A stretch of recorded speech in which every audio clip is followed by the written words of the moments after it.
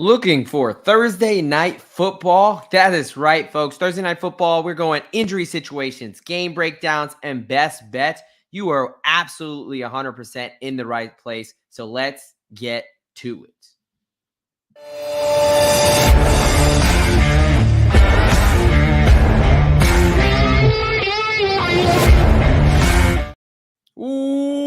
Welcome, folks, to another edition of IDP Plus Bets.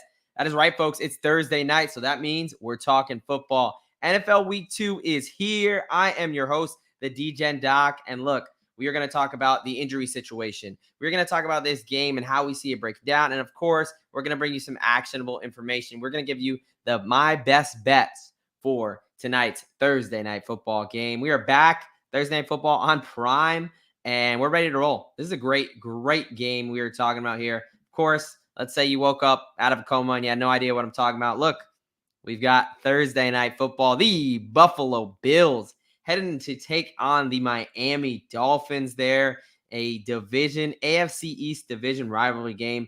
And just going to be an amazing game of football. I hope you're stoked because I know I am. Look, we're coming off week 1 where we have 4, almost 5 straight if you count college, but you had Thursday, Friday, Sunday, Monday. I mean, you had Brazil games all over. So now we're coming back to a little normalcy, and what better way to start week 2 than with this amazing matchup. So speaking of this matchup, let's kind of go into the injury situation first, right? We got on Buffalo's side, this is a little bit easier, so let's start there. Josh Allen showed up on the injury report this week with a left hand injury. He is a right-handed quarterback, so his non-throwing hand. He got it checked out, seemed he was good to go, fully practiced. So really no concerns for Josh Allen. When you talk about a hand injury, especially a non-throwing hand, really they're looking for, is there a fracture? Is there not a fracture? Once he was cleared for that, he's pretty much good to go. I still fully expect Josh Allen to do Josh Allen things, which can be good and can be a little bit crazy. So it's definitely going to keep us on the edge of our seat there.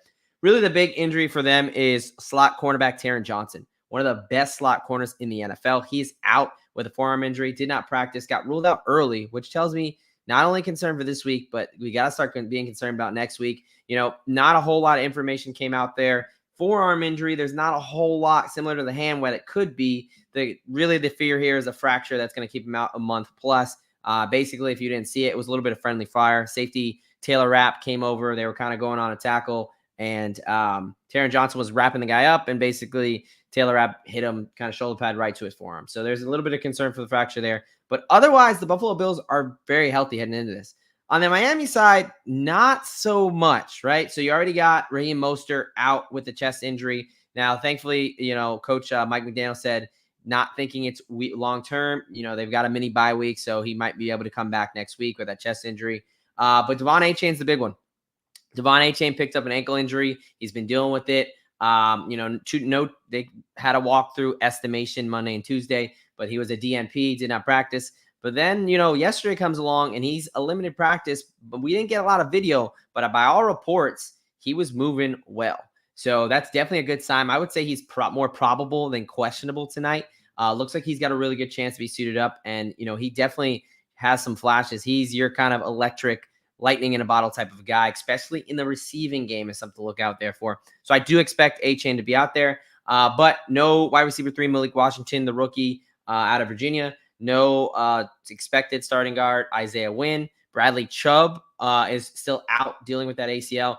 And then Jalen Phillips, even though he played last week, he's still only 9.5 months off an Achilles tear. Now, he did have a sack, which was very impressive, and he looked pretty good for being in his first game off that major Achilles tear. But he still is expected to be a little bit limited. So Dolphins definitely coming in a little bit more beat up on that side of the ball. All right, now let's get into the actual matchup. And this is a matchup that historically the Buffalo Bills have really owned, and specifically Josh Allen versus Tua, right? Since these guys have played in the league, Josh Allen is 6-1. And you look at the stats here, and Josh Allen is outperforming him kind of by a long shot, right? We're not even close. Taking a little bit of a deeper look here, pulled this graphic a la the Twitterverse. Really in every category except for money, annual salary, Josh Allen is leading the way, right? And really what I look at here is the Tua touchdown interception ratio. That's where, he's throwing more interceptions than touchdowns. Obviously, Tua is a very capable quarterback, but he does have his struggles with some interceptions there. I mean, really, both these guys kind of have their turnover issues, but when the Buffalo Bills and Miami Dolphins have played in recent history, it really hasn't been a contest as far as QB competition. It's been Josh Allen dominating, whether it's through the air or with his legs. So, when we're talking game breakdown here, this is kind of going to lead me into my point. I know a lot of people are saying Miami is playing at home, especially early in the season. You have Florida teams that they have the advantage with the weather, right? Let's be honest, it's hot as shit in Florida, but it is a night game. And as someone who lived in Florida for a very long time, you will still get that humidity. But, Florida, especially Miami Gardens at 1 p.m. as opposed to at 8:15, and with the way these games start, really 8:30, that's a big difference, right? So you may have some humidity, I understand, but I don't think it's going to be this huge advantage where Florida can typically use the weather to their advantage, right? I think the biggest thing here is I do think the Buffalo Bills are going to be able to run the ball. I think that they're going to be able to run the ball against this Miami Dolphins team. When we look at both these matchups last week, as far as game one matchups, the Dolphins played the Jaguars. They kind of struggled. Really, both these teams struggled kind of out of the gate there. My big takeaway is both Tank Bigsby and Travis Etienne were able to get off there. They gave up 128, but 4.9 yards a carry is really what I see there. So that Miami defense was struggling to stop the run there. And I think Buffalo, trading away the wide receivers, is going to be a bit more of a run-heavy team. They rushed for 130 yards last week. Now, you could say the same thing on the other side, right? You look at Arizona versus Buffalo last week. Kyler Murray was able to get off, and so was James Conner. They rushed. The Cardinals rushed for 124 yards in the game and 5 yards a rush, right? The difference that I see here is that Kyler Murray. Kyler Murray was the leading rusher there, and he used his legs to take advantage of that Buffalo defense. Whereas in the Miami game, it was two running backs that were taking advantage of them, right? The more traditional run. So I don't see Tua being able to really use his legs in the way that Kyler Murray can. I mean, when we just look at what James Conner did, he was 16 carries, 50 yards for 3.1 yards a carry, right? So when you're talking about pure running back, which I think is going to be the way that Miami tries to attack it on the ground, they didn't really have that much success. So I do think, the Bills will be able to run the ball and control this game a little bit more. So that leads me into it, right? I'm talking about it. Bills plus 2.5 right now. That's the line. Their money line's plus 120, and I'm taking both of them. I really, really like the Bills here. Yeah, we have history on our side. You also have the Miami being a very public team right now. A lot of people are betting on Miami. I think that's only going to increase once the Devon Achane news comes out that he's going to be able to play here in should be coming out pretty shortly, right? In 90 minutes before kick. So I really like Buffalo in this spot. Yes, Taron Johnson is a stud, but let's look at the other cornerbacks they have. I mean, you have Christian Benford, Rasul Douglas, and Kaiir Elam. All guys, Elam was a first-round pick, obviously coming out of the University of Florida, right? So he's going to be asked to step up. But Rasul Douglas and Christian Benford were studs last year. Like, you really have to – the game's going to come down to how well can Buffalo contain Tyreek Hill and Jalen Waddle. And I think even with Taron Johnson out, they have that ability. Now, if Miami had a real wide receiver 3, whether at the tight end or the wide receiver position, I'd be a little bit more concerned there. But I don't think they do. I think it's either you have to, hold up in the run game, which I think they will, and then just don't let Tyreek and Jalen Waddle run absolutely wild. And I think the Buffalo Bills have the secondary to do that. And I think they're going to control the clock. They're going to be able to run the ball. They're going to hit the tight ends. And ultimately, Buffalo is going to go in there and get the road win. Now, talking about some prop bets that I like for this game. Hey, look, I'll throw it up one more time. Tua, 6 touchdowns, 7 interceptions, averaging 1 interception per game. So I like Tua's over half an interception at minus 135. Other thing, look, I talked about, I think they're going to be able to run the ball.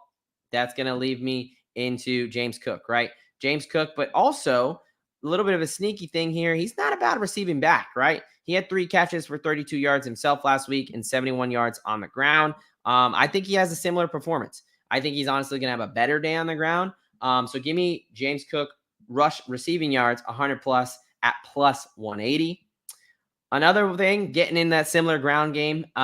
Look, Josh Allen for a long time has been the Buffalo Bills goal line back. I mean, he rushed it in twice last week.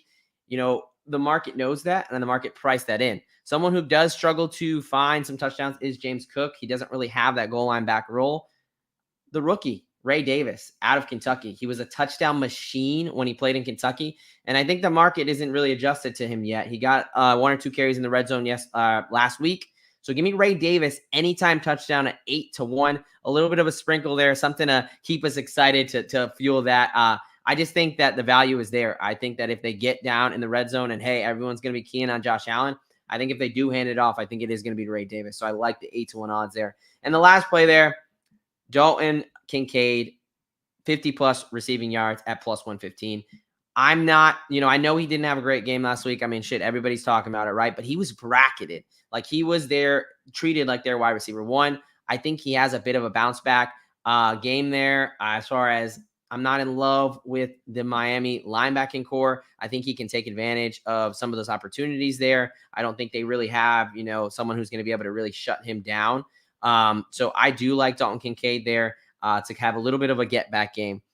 Obviously, it makes sense, right? I took Bills plus 2.5, Bills money line at plus 120. James Cook, rush receiving 100 plus at plus 180. Tua over half an interception at minus 135. Ray Davis, anytime touchdown at 8-1. And Dalton Kincaid, 50 plus receiving yards at plus 115.